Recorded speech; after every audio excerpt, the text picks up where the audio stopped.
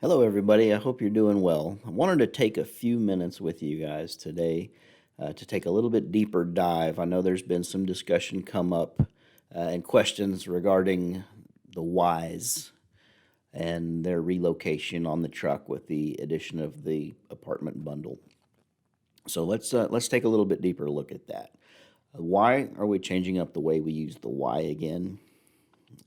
Let's get into it.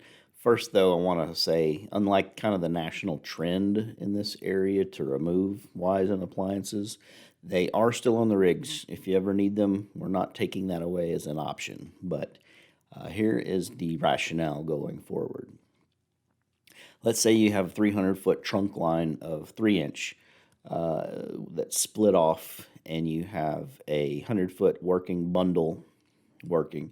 Your friction loss through that 300 feet at 185 GPM is only about 9 pounds.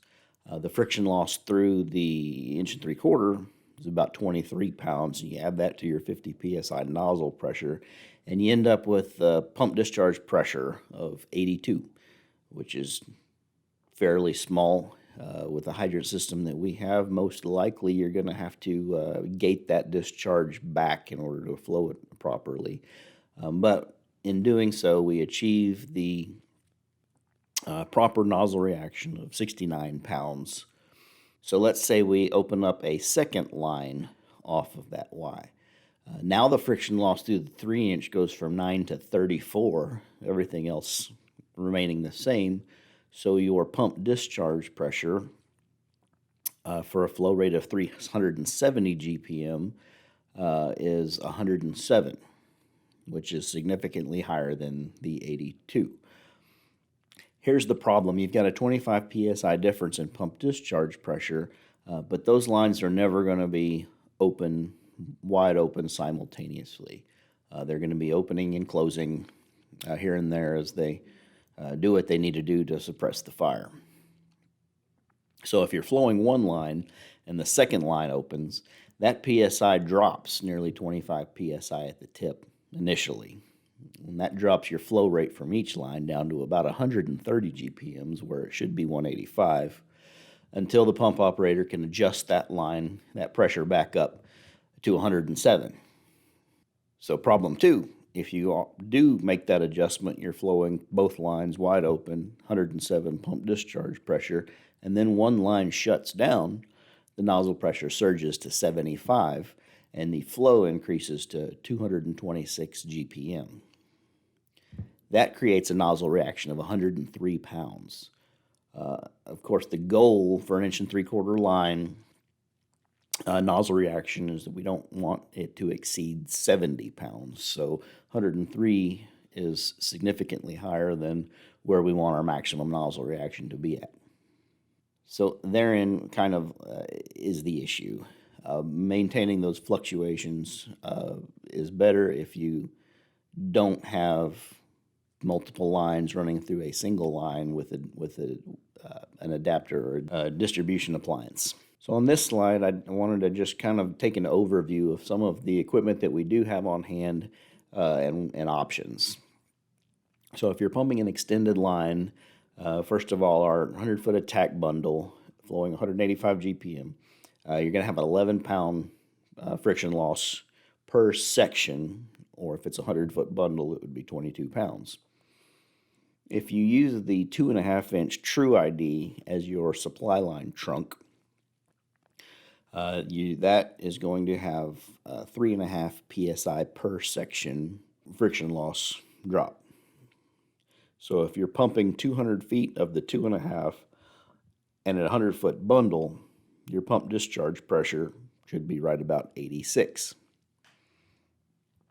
If we use the 3-inch as a supply, our 3-inch has about 1.5 psi per section at 185 GPM.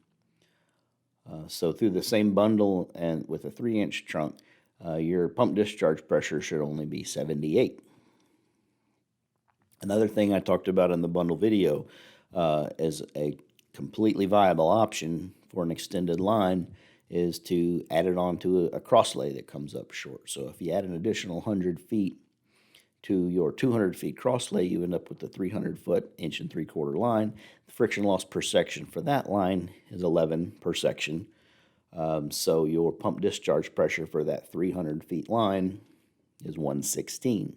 So contrast that with pumping the same lines through a Y.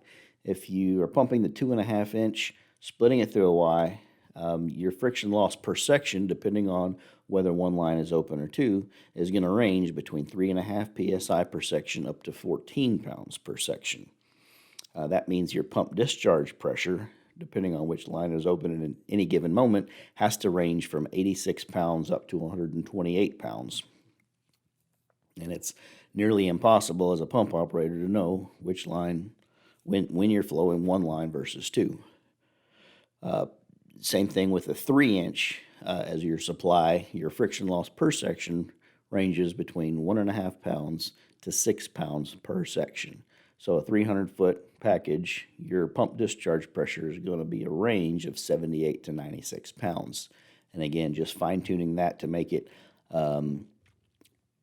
proper operating pressure for the nozzle operator just becomes difficult. So that's the extent of it. Again, I hope that answers any questions that you had about why distribution appliances on hand lines are not prohibited, but they're definitely discouraged.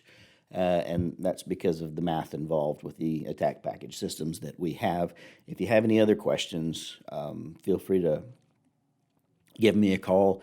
And if that didn't really explain it very well, take a look at these videos on Brass Tacks Hard Facts.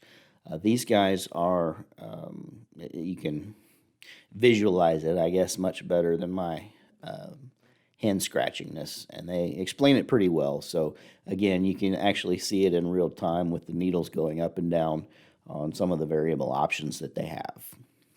Again, have any questions, just let me know. Thanks.